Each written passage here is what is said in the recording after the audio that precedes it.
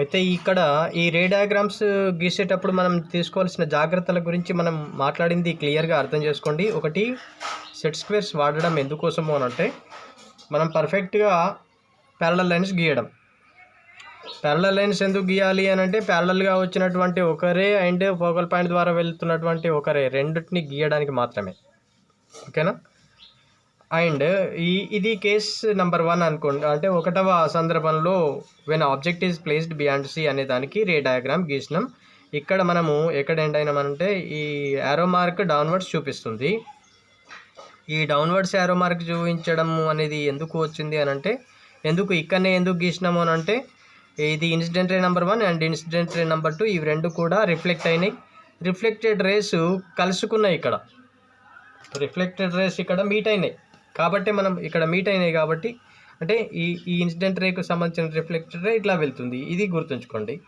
ఇది incident ray number 2కు సంబంధించింది reflected రే ఇటు వెళ్తుంది. ఇవి రెండు కూడా ఇక్కడ కలిసినాయి కాబట్టి ఈ మీటింగ్ పాయింట్ దగ్గర అంటే వీటిని మనము ఈ రెండు రేస్ను మనం కన్వర్జింగ్ రేస్ అంటున్నాం. కన్వర్జింగ్ రేస్ ఇక్కడ మీట్ అయినాయి.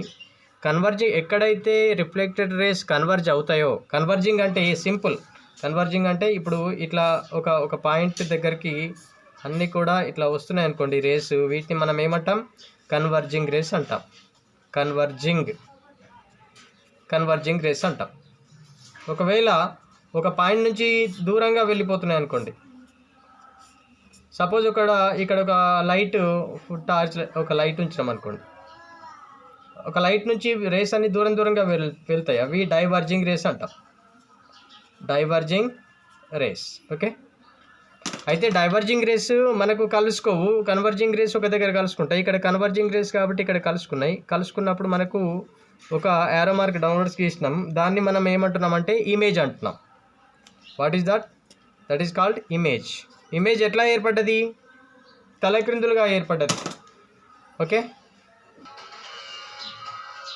అయితే మనకిక్కడ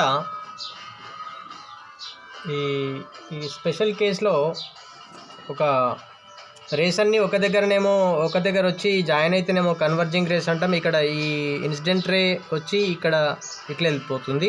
ఈ ఇన్సిడెంట్ రే వచ్చేసి రిఫ్లెక్టెడ్ రే ఇట్లా వెళ్తుంది. రిఫ్లెక్టెడ్ రేస్ రెండు కూడా ఏమవుతున్నాయి? ఇక్కడ కన్వర్జ్ అవుతున్నాయి. They are meeting at one point and there we have drawn an objects. ఒక ఇమేజ్ గీసినాం. ఇమేజ్ గీసినాం. ఇమేజ్ ఎట్లా ఉంది? ఇన్వర్టెడ్గా ఉంది. సో ఇది ఎట్లా ఉంది అనేది ఇన్వర్టెడ్ ఇమేజ్ ఏర్పడ్డది. సో ఇది ఇమేజ్ యొక్క క్యారెక్టర్. కాబట్టి మనం ఇప్పుడు ఏం చెప్తున్నామనంటే characteristics of image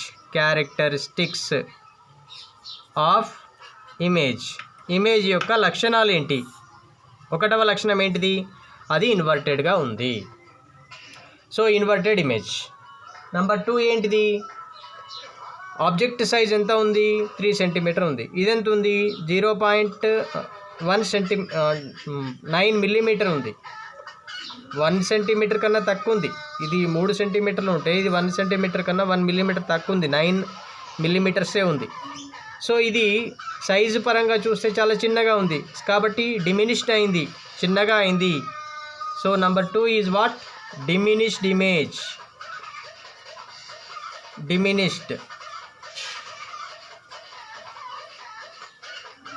diminished image. Okay. ఇట్లా రాస్తే ఎప్పుడన్నా ప్రిన్సిపల్ యాక్సిస్ కన్నా మీద ఉంటే ఎరెక్టెడ్ అంటాం. ప్రిన్సిపల్ యాక్సిస్కు కింది వైపు గీస్తేనేమో మనం ఇన్వర్టెడ్ అంటాం. ఓకేనా? ఇది ఎరెక్టెడ్, ఇది ఇన్వర్టెడ్. అండ్ రెండవది సైజు పరంగా చూస్తే ఇది పెద్దగా ఉంది, ఇది చిన్నగా ఉంది. పెద్దగా ఉంటే మ్యాగ్నిఫైడ్, చిన్నగా ఉంటే డిమినిష్డ్. కాబట్టి ఇక్కడ డిమినిష్డ్ ఇమేజ్ ఏర్పడ్డది. ఇంకా మూడవది అద్దం కన్నా, ఇది అద్దం. యాక్చువల్గా మిర్రర్ అనేది ఇట్లా ఉంటుంది. ఇప్పుడు ఇది ఒక concave mirror, back side paint వేసింది ఉంది. ఇది రిఫ్లెక్టింగ్ సర్ఫేస్ అంటాం. ఈ రిఫ్లెక్టింగ్ సర్ఫేస్లో మనము ఇట్లా ఉంచినాం అన్నట్లు. రిఫ్లెక్టింగ్ సర్ఫేస్ ఇటువైపు ఉంది. మనం ఎప్పుడైనా కూడా ఈ అద్దం ఉన్నది అని అంటే మనం ముఖం చూసుకుంటున్నాం అనుకోండి, మనం ఇది ఎక్కడ ఉందో దాని ముందర ఇట్లా పెడితే మాత్రమే మనకు దీని యొక్క ఇమేజ్ దీంట్లో ఏర్పడుతుంది. లేకపోతే మనకు క్లియర్గా అర్థమవుతుంది. అంటే ఇమేజ్ మన యొక్క ప్రతిబింబం దీంట్లో చూసుకుంటాం. కాబట్టి ఇమేజ్ ఎక్కడ ఏర్పడుతుంది అంటే అద్దం ముందరనే ఏర్పడుతుంది.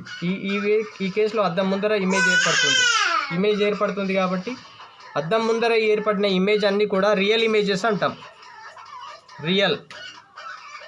రియల్ ఇమేజ్ ఎప్పుడు ఏర్పడుతుంది? ఇంకో నిర్వచనం ఎట్లా ఇవ్వచ్చు అంటే ఇన్సిడెంట్ రేస్ రిఫ్లెక్ట్ అయిన తర్వాత రిఫ్లెక్టెడ్ రేస్ ఒకవేళ మీట్ అయితే, రిఫ్లెక్టెడ్ రేస్ కన్వర్జ్ రేస్ అయితే, రిఫ్లెక్టెడ్ రేస్ అన్నీ కూడా ఎట్లా ఉండాలా? కన్వర్జింగ్ రేస్ అయితే, అంటే ఖచ్చితంగా అవి ఎక్కడో ఒక దగ్గర మీట్ అవుతాయి. ఇట్లా మీట్ అయిన దగ్గర మనకు ఒక ఇమేజ్ ఏర్పడుతుంది. అదాన్ని మనం ఏమంటామంటే రియల్ ఇమేజ్ అంటాం. కాబట్టి క్యారెక్టరిస్టిక్స్ 3 వచ్చినాయి. ఒకటి ఇన్వర్టెడ్, తలక్రిందులుగా ఉంది. డిమినిష్డ్, దీనికన్నా చిన్న సైజులో ఉంది. మూడవది రియల్ ఇమేజ్, అద్దం కన్నా ముందర ఏర్పడ్డది, లేదా రిఫ్లెక్టెడ్ రేస్ కన్వర్జ్ కావడం వల్ల ఏర్పడ్డది. కాబట్టి ఈ 3 మనం ఒక రే డయాగ్రామ్ గీసిన తర్వాత దాని యొక్క టైటిల్ రాయడం, తర్వాత గీసే విధానం, తర్వాత దాని క్యారెక్టరిస్టిక్స్ రాయడంతో మనకు ఈ టాపిక్ ఎండ్ అవుతుంది. ఓకే, మనము ఒక్క రే డయాగ్రామ్ గీసినాం. ఇట్లాంటి ఇంకొక 5 గీయాల్సి ఉంటుంది. ఇక్కడ 5 గీయాల్సి ఉంటుంది. మనం ఒక రే డయాగ్రామ్ను మనం కంప్లీట్ చేసుకున్నాం. ఏం రే డయాగ్రామ్ అది? When object is placed beyond C. ఇప్పుడు బియాండ్ సి తర్వాత మనము ఆబ్జెక్ట్ని ఎక్కడ పెడదామనంటే సి దగ్గర పెట్టి మళ్ళీ ఒక ఇమేజ్ గీయాలి. ఇది రెండవ ప్లేస్. అంటే మనం ఆబ్జెక్ట్ను ఇక్కడ పెట్టి ఒకవేళ ఈ ఆబ్జెక్ట్ను అక్కడ నుంచి ఆ నుంచి మెల్లమెల్లగా మనం ఏం చేస్తున్నామనంటే ఇటువైపు జరుపుతున్నాం, సి దగ్గరికి జరిపినాం అనుకోండి. ఇప్పుడు సి దగ్గర ఒకవేళ ఆబ్జెక్ట్ ఇట్లా ఉంది, నేను దీంట్లోనే గీస్తున్నా. When object is placed at C దగ్గర పెట్టినప్పుడు ఇప్పుడు ఏం చేయాలి? ఫస్ట్ రే ఎట్లా గీయాలి?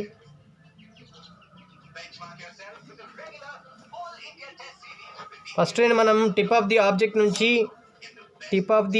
నుంచి ప్యారలల్గా గీయాలి.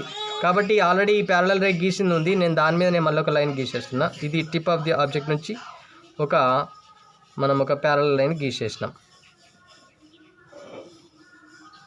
ఓకే, నెక్స్ట్ ఏంటంటే ఈ రే ఇన్సిడెంట్ అయిన తర్వాత రిఫ్లెక్ట్ అవుతుంది మళ్ళీ ఫోకల్ పాయింట్ ద్వారా. ఇదానికి కూడా ఏం మార్పు లేదు. అంటే ఫస్ట్ రే డయాగ్రామ్, రెండవ రే డయాగ్రాము ఏం మార్పు లేదు. ఇక్కడ టైటిల్ మాత్రం మారింది. రెండవ టైటిల్ పేరేంటి చెప్పండి? When objects is placed on C మీద ఉంచినాం. ఇప్పుడు ఇక్కడ నుంచే మనం రే డయాగ్రామ్ గీస్తున్నాం. ఇక్కడ ఒక ఆబ్జెక్ట్ గీసినాం, ఒక ఇన్సిడెంట్ రే గీసినాం, రిఫ్లెక్టెడ్ రే గీసినాం. ఇంతకుముందు దానికి ఏం చేంజ్ లేదు. ఇంకా రెండవది ఏం గీయాలి? రెండవ కేసు ఏంటిది? ఫోకల్ పాయింట్ ద్వారా వెళ్ళేటట్లుగా ఒక రిఫ్లెక్టెడ్ రే ఇన్సిడెంట్ రే గీయాలి. చూడండి, ఒక టిప్ ఆఫ్ ది ఆబ్జెక్ట్కు ఫోకల్ పాయింట్కి రెండింటికి స్కేల్ అడ్జస్ట్ చేస్తున్నాం. ఇట్లా చేసేసి ఇట్లా గీస్తున్నాం.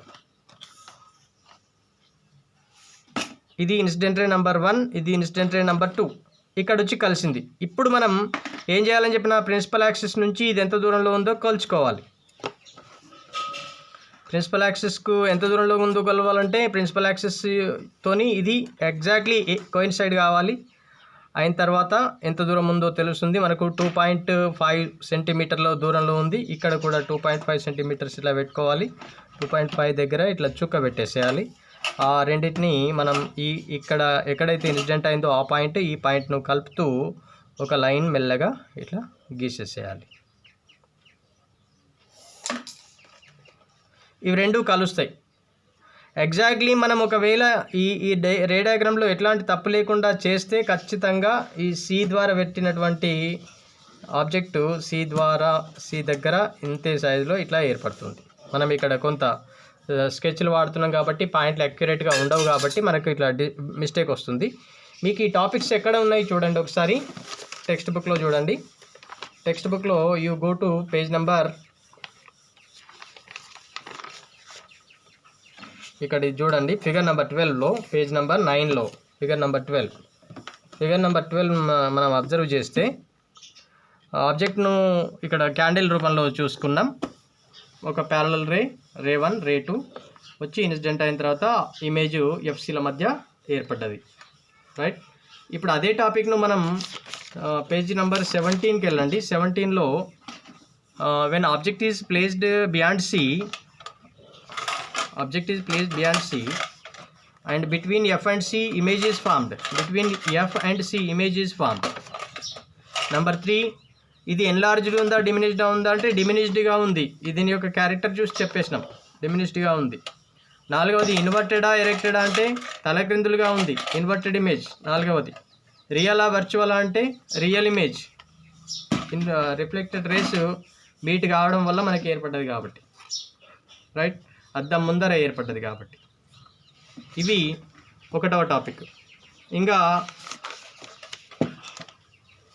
ఇక్కడ ఒకటి చూడండి, ఇక్కడ మన ఫిగర్ నెంబర్ 15లో పేజ్ నెంబర్ 10, సి దగ్గర ఆబ్జెక్ట్ ఉంచినప్పుడు ఒక parallel line to the principal axis and ఇంకోటి ఫోకల్ పాయింట్ ద్వారా వెళ్ళేటటువంటి 2 ఇన్సిడెంట్ రేస్ గీసినాం. దీనికి రిఫ్లెక్టెడ్ రే, ప్యారలల్ రేనేమో ఫోకల్ పాయింట్ ద్వారా వెళ్తుంది, ఫోకల్ పాయింట్ ద్వారా వెళ్ళినటువంటి ఇన్సిడెంట్ రే ప్యారలల్గా రిఫ్లెక్ట్ అవుతుంది. ఇవి 2 కూడా కలిసిపోయి సి దగ్గర ఆబ్జెక్ట్ ఉంచినప్పుడు సి దగ్గరనే ఇమేజ్ ఏర్పడుతుంది. ఇది మనం గుర్తుంచుకోవాల్సింది. ఓకే.